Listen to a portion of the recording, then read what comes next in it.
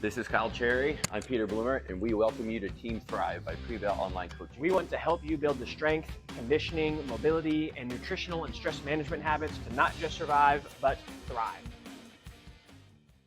3 things to do to stay dialed in during busy seasons of your life. In general, we're always talking about pushing for progress. How can we be 1% better every day and striving for improvement over time, right? But realistically, there are periods of your life that are really busy seasons, right? Maybe, career change, or you just had a new kid, something like that, right? And during those seasons, hey, can we just have some keystone habits that keep you in maintenance mode, keep you afloat during those times so you don't fall backwards and then have to recover from that? Peter, what's the last window of your life that you felt you were in that kind of, hey, I just got to survive this season mode? I've had a number of these little windows over my lifetime, especially as I've gotten older and more demands. But I would say the last time that it was really in the thick of it is about 2.5 years ago. We had to move locations with our in-person gym here in Santa Barbara. There was about 11 days that I pretty much just slept at the gym. Like, felt like everything was here because there were certain several contractors, this and that. So it was just survival. But that's the last time I remember just grinding, just trying to do the bare minimum. What about yourself? Yeah. I'd say like the last few months for me. My wife and I just moved down to Orange County to be closer to her family down there. So again, as we just alluded to in a recent episode, love that Prevail Online Coaching still allows me to work with this guy. But during that season, as I was ramping up my own in-person coaching again, because that doesn't travel with me as I move locations, there's just a lot on the brain, so even though as I was, during this new phase of being, my in-person work, I'm self-employed and kind of figuring all that out. And someone say, oh, you have this flexible schedule. That's so cool. And sure, but there's also just a lot on the brain and a lot to do. And so with my own personal fitness and nutrition, it was more, okay, just hit the basics, keep these things in place. And then now that the dust is kind of settling a little bit, okay, now it's maybe time to ramp up again, which is exciting. So let's get to it, right? Our objective for today, help you define keystone habits to help keep your health and fitness floor higher than most people's peaks, right? A lot of people are going backwards during these times. We're always making excuses. Hey, even during the busy seasons of your life, show yourself this is a priority. I even like people to start training with me during busy seasons so that you can show yourself, hey, this is important to me, even when I'm busy, because again, these seasons are going to come up. You're looking for not this all or nothing response. Yeah. What's the bare minimum I can do? What are those 3 or 4, like we talked about, those foundational pieces are big rocks to allow us to not go backwards. Yeah. So in some recent episodes, we talked about our Prevail report card, right? So we have our 5 pillars: mobility, strength and power, conditioning, nutrition, recovery.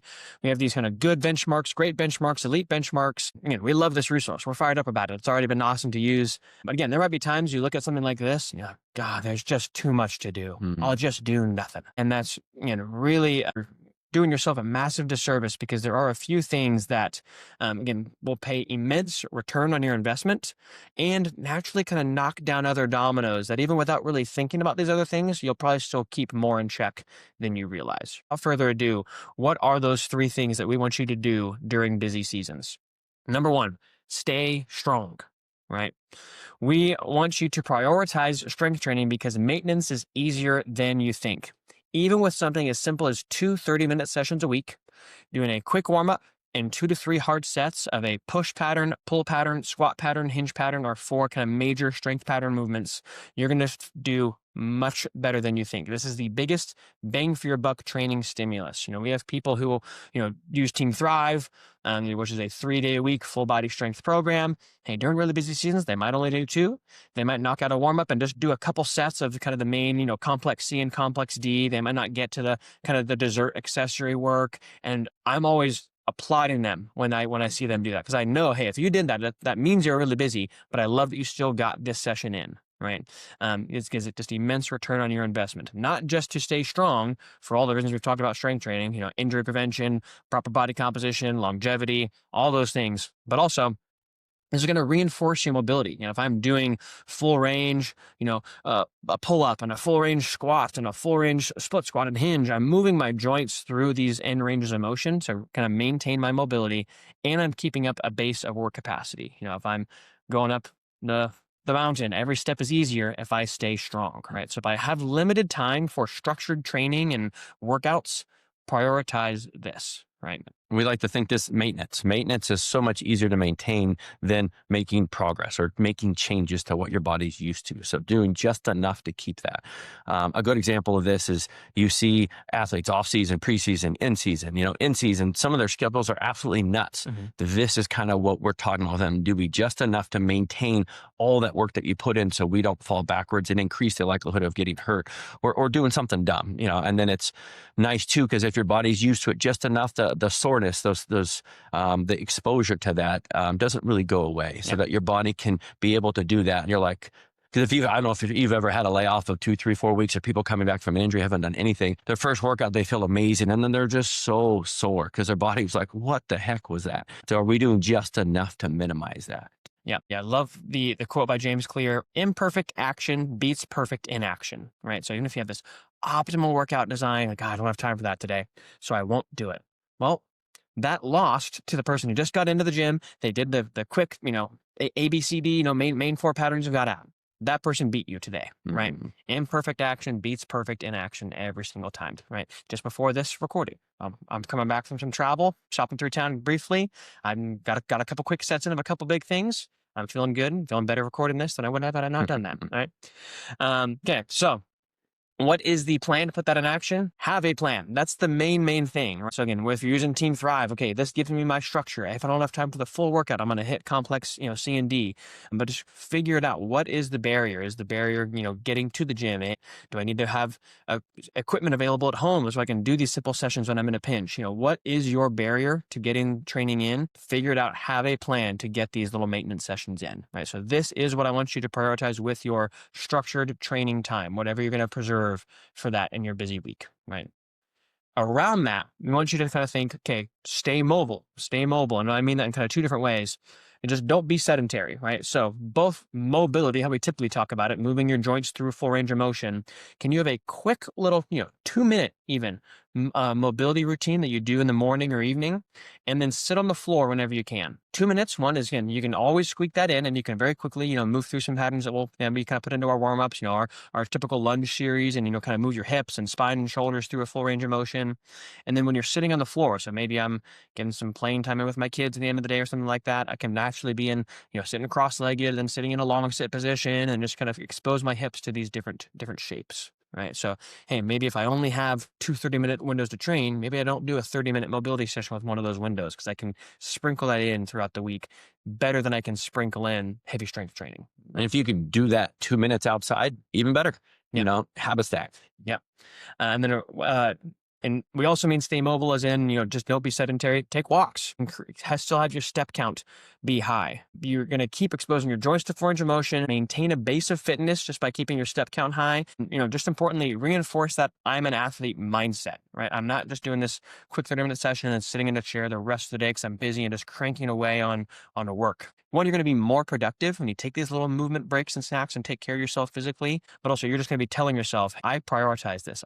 So we also love stacking these with other things like Peter just alluded to, right? So, hey, I want to get some time outdoors. Okay, well, walking can stack with that, right? I can kind of get my steps in and get some sunlight time in, whether it's, my morning sunlight or evening time or relationship time. I'm going to get, quality time in with my spouse or my kids. Hey, let's go walk and go to the park to do that, as opposed to sitting and vegging. Phone calls. Hey, in the middle of your busy day, hey, if I got a little phone call scheduled, a phone call meeting, well, can I take that call outside and get some steps in while I do that? Or just decompression time. Okay, if I'm going to get I need a meditation, breath work somewhere in my week. Well, can I pair that with mobility? Can I get some nice calm breathing in while I'm doing some mobility work, and kind of think of that mobility routine doubling as my recovery time, So again, these are just this type of exercise, can stack well with the rest of your life, while the strength training doesn't as easily, right? So, hey, with my structured training time, strength train around that, sprinkle in mobility and steps. Sometimes when people need to have a project due, they're just in the grind. I have to use this myself too, is at some point I got to go to the bathroom. And that will override my urge to not stop working. So I will try to maybe use the restroom, and I'll take the long way around. I'll go outside, go around the block, and come back inside and use just to force myself. I'll go up and down the stairs a couple times after, just to make myself get some movement, decompress a little bit. Again, if I can do it outside, combine 2 of these 3 things, I will do that. And then drink a big glass of water and then get back to work again, because that urge will override about everything else. Shout out Stubby here. The dog does not know how busy you are. My dog needs to be walked. He doesn't care what's going on in my life. I mean, he probably does, but regardless, he needs to be walked, right? So that, again, if you're on the fence about getting a dog, another good reason. It's going to keep you active. I kind of say the same about my son. Yeah. Yeah. So then we got our exercise pillars covered there. We've already talked about, mobility, strength, and conditioning with those last two things. Structured training goes to strength, mobility and conditioning kind of sprinkles into your life. Let's talk about your nutrition, right? So stay nourished. Build your meals around these two things. Protein, we have our target for 0.7 to 1 grams per pound of body weight a day. We love converting that to a palm target where every palm is about 25 grams. You just know, hey, how many palms am I trying to get? Hey, for me, I'm trying to get like 7 or 8 palms a day. Many people it's maybe 4 to 6 depending on how big you are, right? Okay, but can I get those palms of protein in? Can I surround that with fruit and veggies, right? This is going to give you the vital nutrients you need to be healthy, right? Again, we have our separate nutrition pods, we've talked about protein, whole foods, appropriate total intake. Let your hunger cues take care of the last one, right? But if you keep building your meals around these two things, it's going to be way easier to be satiated at the right amount of total intake, even if you're not putting a ton of direct attention towards that last variable right now. Yeah, and like I was on vacation just recently, and around the holidays, there's a plethora of who knows what. But if you start with that protein and fiber, if that's what your foundation is, you've checked those big benchmarks. Your body's gotten what it needs. It has a little bit of other stuff on there. You won't be as hungry to splurge or have those things. Oh man, I said I wasn't going to have it.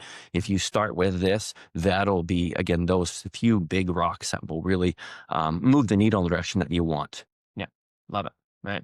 So convenient options are okay. Think about this once a week, shop appropriately, and then kind of put this on autopilot again. Right. So, okay, for this week, okay, if I don't really have time to cook very much, okay, what are some convenient options that will still allow me to get these nutrients in? Okay, can I have fruit and veggies available at my workstation, et cetera? Like what works for you to make this easy and where I don't have to think about it every single time I'm going to eat. Oh, how am I going to go get these nutrients in? So that, again, it's convenient to do this. It would be hard to do something else. And if you feel stuck, reach out. We'd be happy to help. Yep. So in summary, I love this little simple graph here. Benefits on the y-axis, investment on the x-axis. With fitness specifically, there's massive return on your investment early. If I just do the bare minimum, if I just quick strength sessions, sneak in some mobility and keep my step count up, and then, prioritize my meals around protein, fruit, and veggies, you're going to be pretty healthy. Even in these busy, stressful periods of your life, you're going to be doing pretty dang well, right? And if you have time to invest more and kind of really start to get into the details, we love doing that too. We think that's valuable and worthwhile, but there is diminishing return the further and further you go. So the key is just never fall to zero investment in your health. If we can prioritize these three things, even at your floor, you're going to be doing pretty dang well. And when we have time to take it further, then we can. Yeah, those big rocks are in that first little spot. As you can see, 80% of your results are coming from those few big rocks. And then dive into that, especially if you want to thrive. Yeah. But yeah, we can't thrive all the time. That's just not real life. And I'm sure every one of you can relate to that. Yeah.